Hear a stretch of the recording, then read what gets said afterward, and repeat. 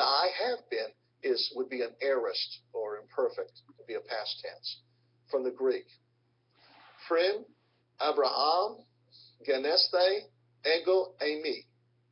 Present active indicative first person with the first personal pronoun.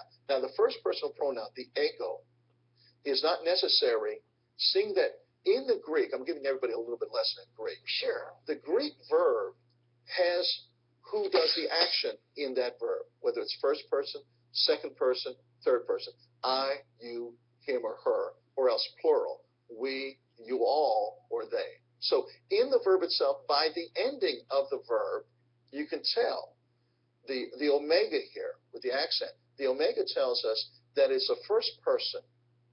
Okay? First person singular. So the ego here is not necessary because the eimi is first person.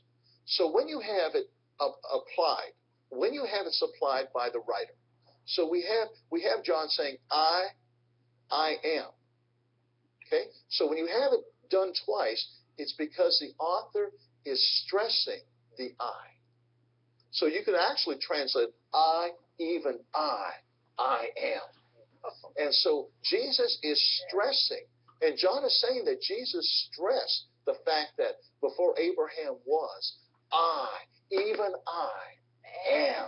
He doesn't say was, he says am, which is present, active, and indicative means that it's a fact.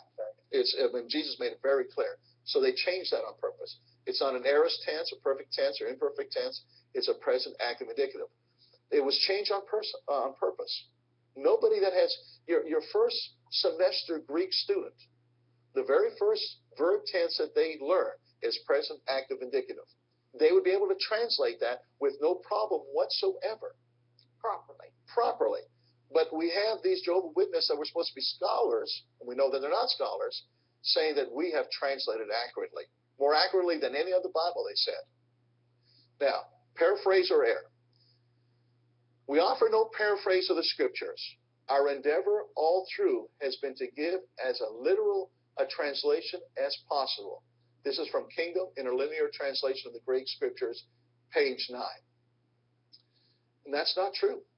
That's not true. If that were indeed true, then they would have had ego eimi, and properly translated as I am. And God said to Moses, I am that I am. And he said, thus shalt thou say unto the children of Israel, I am has sent me unto you. Exodus 3:14. This showed the deity of Christ. But again, remember I was telling you at the very beginning of this little section we just did here, was the fact they were trying to disprove the deity of Christ. They can't have Jesus as deity and have Jesus as Michael the Archangel at the same time. And so they change. Here we go to John 1:1. In the beginning was the Word, and the Word was with God, and the Word was a God. We see it as a God. The Mormons do the exact same thing. They put them as a God. Now, in the King James, in the beginning was the Word, and the Word was with God, and the Word was God.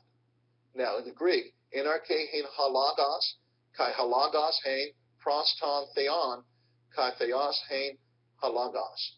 The halagos, and it's, by the way, we hear preachers all the time calling it logos. It's not logos, it's logos.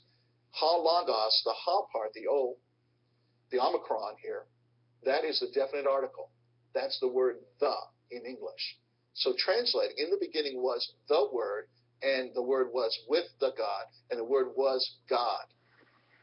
So here, theos, hein, God was the Word. And it's very clear in the Greek.